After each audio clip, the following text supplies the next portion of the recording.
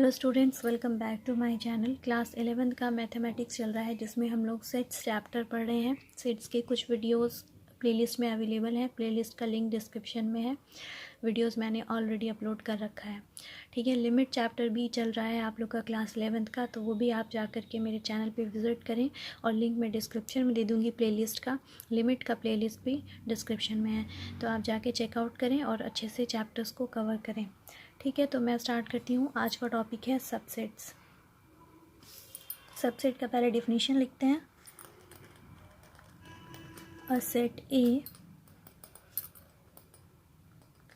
Is said to be a subset of set B if every element of A is also an element of B, and we write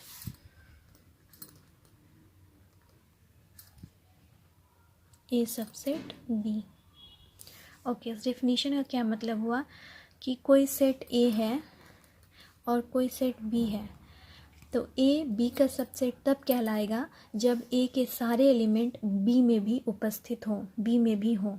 ठीक है, जैसे कि 1 2 3, मान लो A में ये 3 element है 1 2 3, और B में 1 4 2 3 6 ऐसे और भी एलिमेंट हो सकते हैं। ठीक है, तो यहाँ पे A के सारे एलिमेंट B में अवेलेबल हैं 1 2 3 1 2 3, तो A क्या हुआ, सबसेट हो गया B का। आई होप समझ में आया होगा। ठीक है, ओके। अब दूसरा इसमें टॉपिक है सुपर सेट। सुपर सेट का डिफिनीशन देखते हैं, फिर एग्जाम्पल से समझेंगे। If A is subset of B, then B is called a superset of A, and we write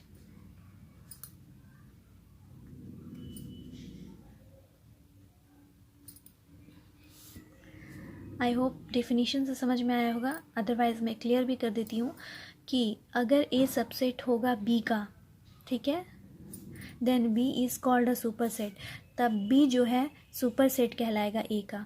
A जब सबसेट होगा B का, तो B सुपर सेट होगा A का। और बस ये जो साइन है इसको हम अपोजिट कर देंगे, B ऐसे, B सबसेट ऑफ A। ठीक है, B को इधर कर देंगे और A को इधर कर देंगे और सबसेट का साइन चेंज कर देंगे, तो सबसेट का साइन चेंज हो जाता है तो वो सुपर सेट हो जाता है। ठीक है, लेकिन सिर्फ साइन चेंज नहीं हुआ है, ध्यान रखना है कि A सबसेट है B का, तो B क्या है, सुपर सेट है A का। आई होप दोनों का डिफरेंस समझ में आया होगा आप लोग को। ठीक है, ओके। नेक्स्ट टॉपिक है प्रॉपर सबसेट, तो वो भी देख लेते हैं, डिफिनीशन देखते हैं, फिर एग्जाम्पल से समझेंगे। प्रॉपर सबसेट, तो देखते हैं डिफिनीशन इसका क्या है। If A is subset of B and A is not equal to B, then A is called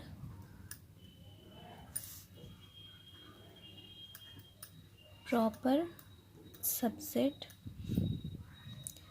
of B, and we write A proper subset of B। ठीक है, यहाँ पे कह रहा है, इसको मैं समझाने की कोशिश करती हूँ।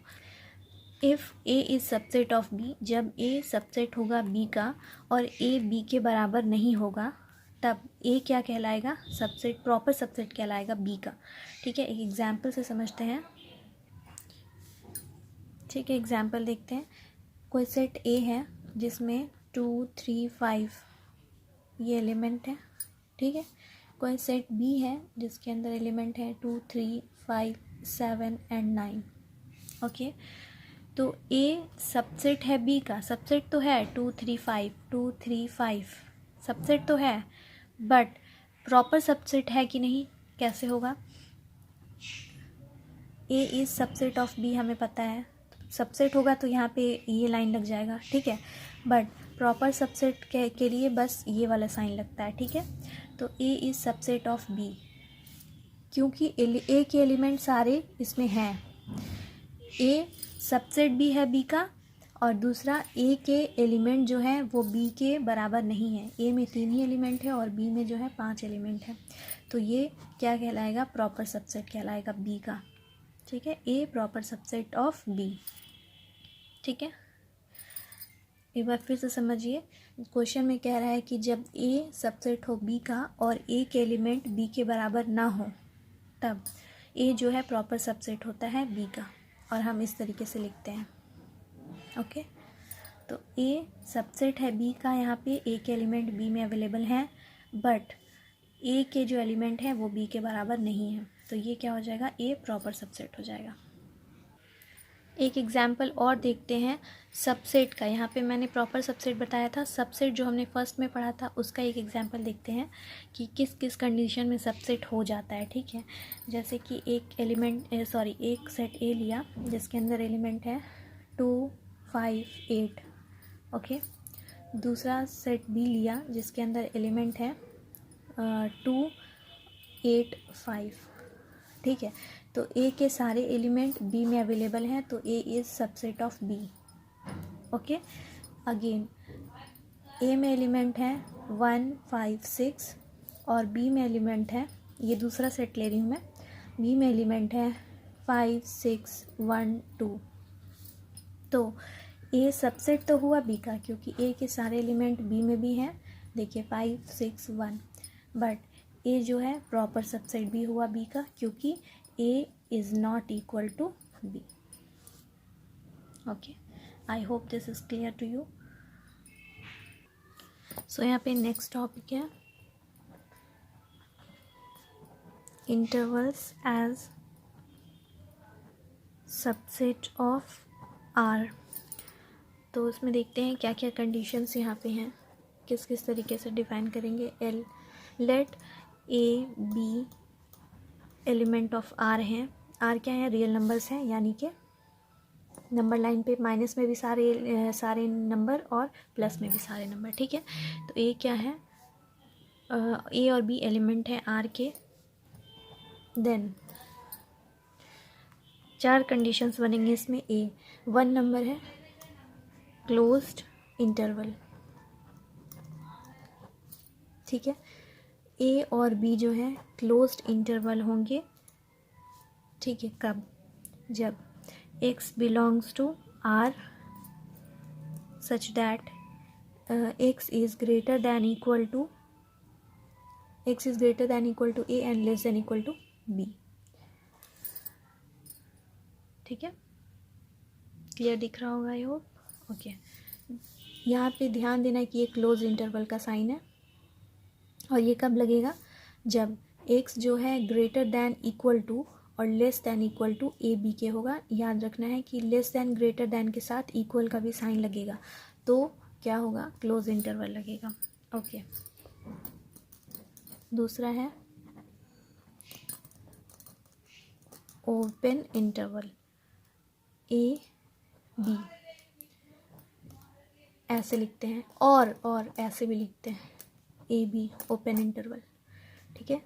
स्मॉल ब्रैकेट भी लगाते हैं, या फिर ये बिग ब्रैकेट का अपोजिट करके लगाते हैं। ये साइन है ओपन इंटरवल का, ठीक है। कैसे, कब होता है ये? When x belongs to R such that x is greater than A and less than B। Okay, यहाँ पे इक्वल टू का साइन नहीं रहता है, बस ग्रेटर दैन इक्वल टू रहता है। तब ग्रेटर दैन और लेस दैन होता है, तब हम लोग क्या लगाते हैं? ओपन इंटरवल लगाते हैं, ठीक है। इस तरीके से समझते हैं। ओके, थर्ड नंबर क्या है? Right half open interval. इसमें क्या है, राइट हाफ ओपन इंटरवल, यानी राइट हाफ की तरफ ओपन इंटरवल रखना है। जैसे A and be closed open, ठीक है। राइट हाफ, ये हमारा राइट है, ठीक है। तो हाफ साइड क्या हुआ, ओपन इंटरवल हुआ, एंड हाफ साइड हमारा क्लोज्ड हो जाएगा, ठीक है। इसको, इस वाले साइन को और कैसे लिखेंगे, इस वाले इंटरवल को ए बी, तो एक हमारा क्लोज हो जाएगा और राइट साइड हमारा ओपन हो जाएगा, तो ये ओपन का भी है, ठीक है। ये भी ओपन का साइन है और ये भी ओपन का इंटरवल का साइन है, ठीक है। ओके, ये कब होता है, when x is element of R such that x is greater than equal to A and less than B, ठीक है। तो यहाँ देखिए ग्रेटर दैन इक्वल टू लग गया है, इसलिए यहाँ पे क्लोज इंटरवल, जैसे यहाँ पे हुआ है greater than equal to and less than equal to, तो क्लोज इंटरवल, इक्वल टू का साइन रहता है जहाँ भी, वहाँ पे क्लोज इंटरवल, और यहाँ पे सिर्फ लेस दैन है इसलिए ओपन इंटरवल है। ओके, एक मिनट, दिख नहीं रहा है आपको शायद, देखिए यहाँ पे क्या है, ग्रेटर दैन इक्वल टू है इसलिए यहाँ पे क्लोज इंटरवल, और यहाँ पे क्या है, ओनली लेस दैन है, इक्वल टू का साइन नहीं है इसलिए ओपन इंटरवल है। ओके, सेम इसी तरीके से एक फोर्थ नंबर है, left half open interval, left half open interval, ठीक है। इसमें क्या था, इसमें था कि राइट हाफ ओपन इंटरवल था, इसमें लेफ्ट हाफ ओपन इंटरवल है, तो इसमें क्या करेंगे, ए बी, क्या कह रहा है, लेफ्ट हाफ ओपन, तो इस साइड ओपन हो जाएगा लेफ्ट साइड, और इस साइड क्लोज हो जाएगा, ओके। लार्ज ब्रैकेट है, ओके। कब होता है, इसको इस तरीके से भी लिख सकते हैं, ओपन के लिए ये साइन, क्लोज्ड के लिए ये साइन। जो साइन नॉर्म क्लोज के लिए एक ही साइन होता है, ओपन के लिए दो तरह का साइन होता है, एक ये साइन भी दे सकते हैं और एक ये साइन भी दे सकते हैं, दोनों ये ओपन का है, ओपन इंटरवल, ठीक है।